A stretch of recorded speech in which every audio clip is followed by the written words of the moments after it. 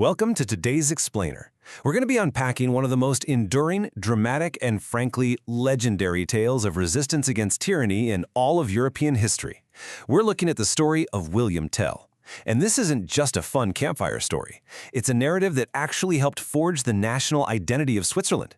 So grab your focus, because this is an unbelievable story of tension and sheer defiance. But before we dive into the history books, I want you to think about something. What would you do if a tyrant forced you to shoot an arrow at your own child? I mean, it is an absolutely agonizing, high-stakes hypothetical. It's literally the ultimate nightmare for any parent. But to understand exactly how our protagonist found himself backed into this impossible, terrifying corner, we've got to rewind a bit and look at the world he was living in. Section 1.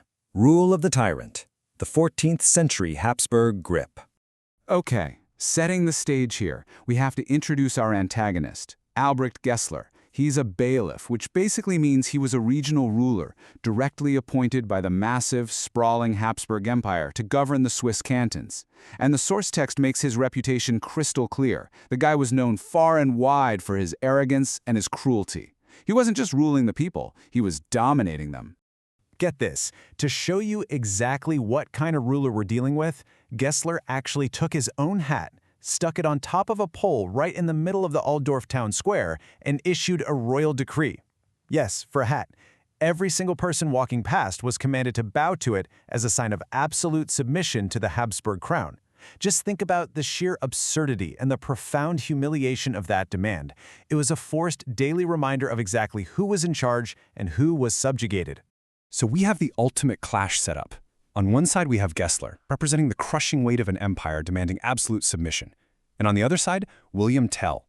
He's an everyman, but a highly skilled one. He's a local marksman and hunter from the canton of Uri, and he is renowned throughout the entire region for his incredible skill with a crossbow. It's the immovable object of imperial tyranny meeting a highly capable, fiercely independent local. And here's the breaking point, the inciting incident where the tension finally snaps. William Tell is walking through the town square in Altdorf, and he's not alone. His young son is right there with him.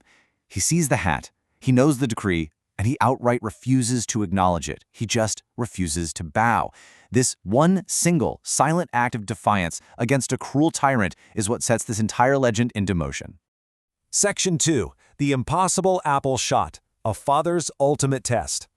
Now, as you can imagine, Gessler is absolutely enraged by Tell's public defiance. He wants to punish him, sure, but he also wants to break him psychologically.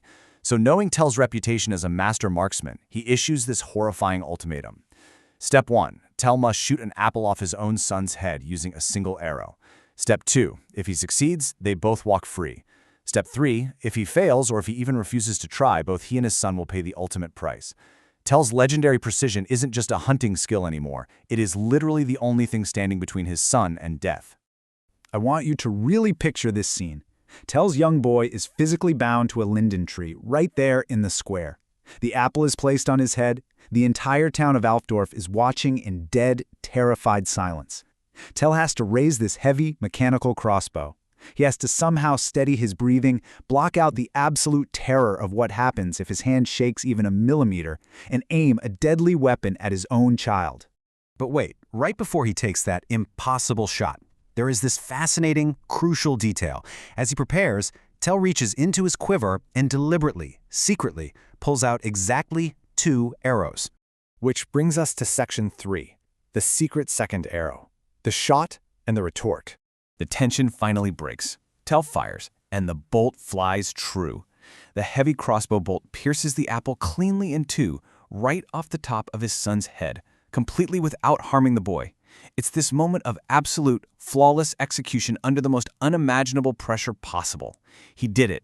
He succeeded and won the tyrant's twisted game. But Gessler, he doesn't miss a trick. He noticed Tell pull out that second arrow, and he demands to know why. And this gives us one of the greatest retorts in legendary history. Tell looks the bailiff dead in the eye and says, "Had I killed my son with the first, the second arrow would have been meant for the heart of the bailiff himself." Boom! He completely flips the power dynamic. In one single sentence, he lets the most powerful man in the region know that he was entirely at his mercy. Section 4. Escape on Lake Lucerne. The Tyrant's Fall. The story accelerates into total action movie mode here. Furious at Tell's insolence, Gessler immediately breaks his promise of freedom. Tell is arrested, thrown onto a boat, and they set off across Lake Lucerne toward a dungeon in Küsnacht. But out on the water, this sudden violent storm whips up, threatening to completely capsize the boat. The guards are terrified.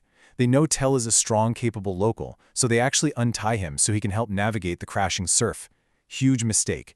Tell takes full advantage of the chaos, grabs his crossbow, leaps onto a rocky ledge, and physically kicks the boat back out into the raging water. He survives, beats them to the shore, and waits in a narrow mountain pass leading to Küsnacht. When Gessler finally arrives, Tell ambushes him, taking the tyrant out with another well-placed arrow. Section 5. Birth of a Confederation. The Spark of Uprising. Now, Tell's actions didn't just happen in a vacuum. The death of Gessler became the spark for a much wider uprising. The legend states that Tell's incredible act of defiance directly inspired 3 specific cantons, Uri, Schwyz, and Unterwalden, to come together. They formed a pact known as the Rootless Schwur. And this unified resistance against Habsburg rule is absolutely critical, because this pact laid the foundational bedrock for what would eventually become the Swiss Confederation. Tell's arrow didn't just kill a man, it literally started a nation. Section 6. The Enduring Swiss Myth. History versus Legend. Now, as enthusiastic learners, we do have to step back and look at the source material objectively. Put our historian hats on for a second. Historically speaking, experts largely consider William Tell to be a myth. Why? Because there are absolutely no contemporary records from the 14th century that verify his existence, and 0 records of these specific events happening in Altdorf. But culturally, even without a birth certificate, Tell is a permanent, undeniable fixture in the Swiss consciousness. He serves as this incredibly powerful symbol of Swiss independence and has been used for centuries as a rallying cry against oppression. And that brings us to the core takeaway from our source text today. The story of William Tell endures because it perfectly encapsulates a timeless belief. The idea that a single individual's courage, just one person refusing to bow to a hat on a pole, can ignite an entire struggle for liberty. It's a lasting, visceral reminder of the price of freedom and the power of standing your ground. So I want to leave you with this question to ponder. Does it matter if a hero actually walked the earth if their story is what ultimately buys a nation's freedom? Think about that the next time you see someone standing up to authority. Thank you so much for joining me for this explainer, and as always, keep learning.